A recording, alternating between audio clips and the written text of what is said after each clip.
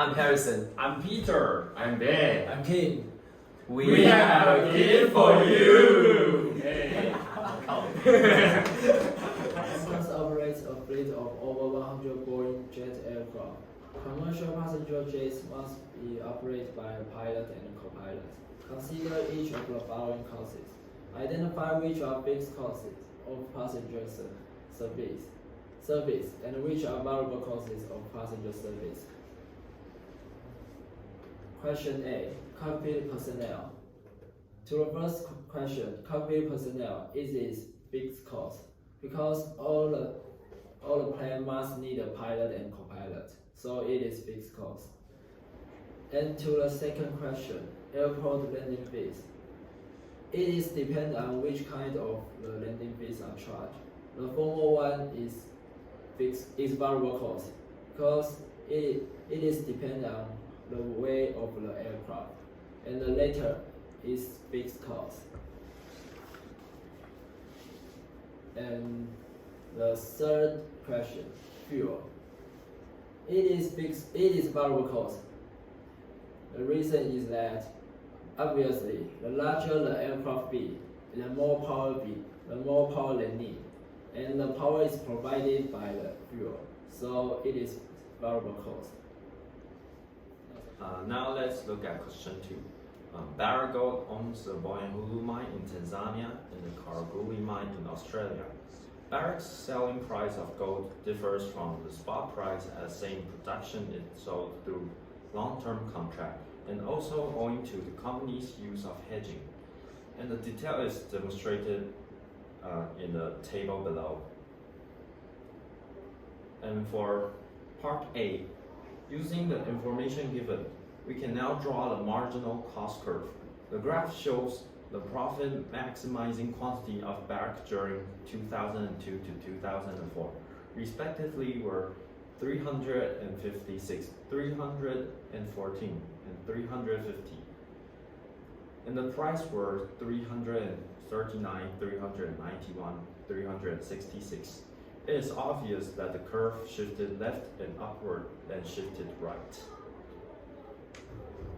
For part B, in 2003, Barrick continued to produce from the Boyanhulu mine even though the selling price of gold, 366 per ounce, was less than its average production cost of 369 per ounce. Was this a mistake? Well, it was appropriate for Barrick to take this action since the average cash cost was 246 per ounce, which was still less than its price. For part C, use Barrick's 2004 data to compare the first part short-run break-even conditions for Boyanhulu and Karaguli, and the second part, the long-run break-even conditions for the two mines. And in both cases, the break-even prices in Karaguli were lower than those in Boyanhulu. I'm discussing the required question 3. The firm is facing the current conditions shown in table 2. And this question is divided into two parts. The first question states that the firm is a perfectly competitive firm. Its average variable cost is minimized at the current quantity level.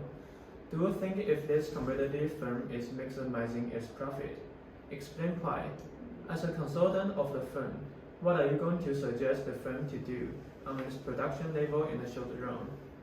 According to the data from table 2, we see divided by price, we can get the minimum average variable cost equals 90 at the current quantity level 1000, and the marginal cost curve should pass through the minimum of the average variable cost.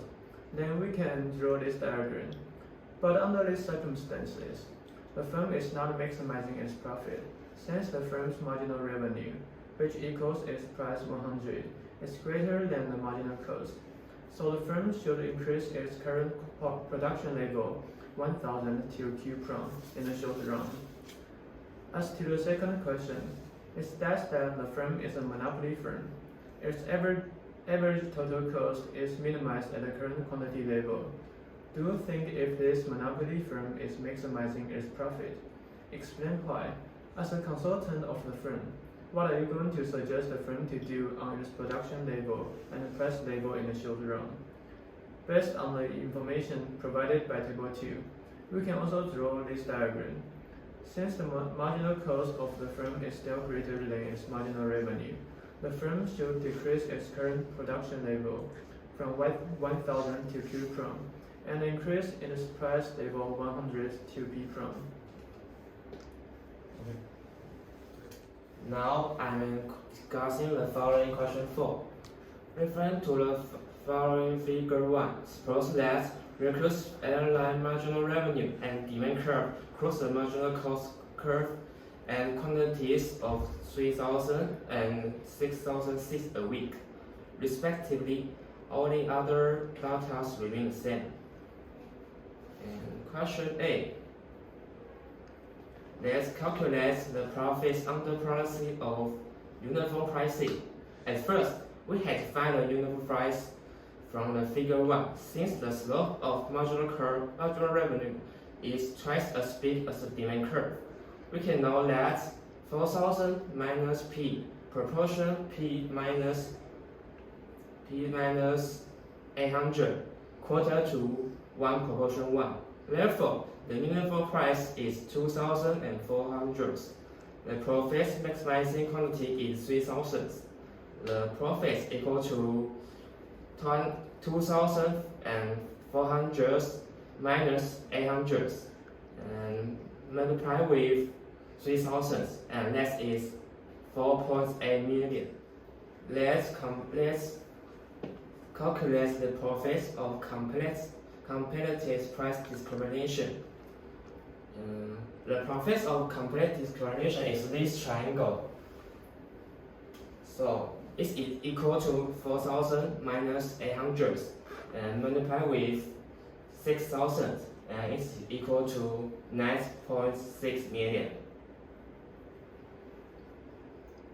As to the question B, why Mercury's independents should sell out to the quantity where the buyer's marginal benefits equals Mercury's marginal cost?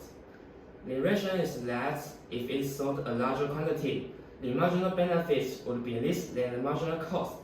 Then the profits will be lower.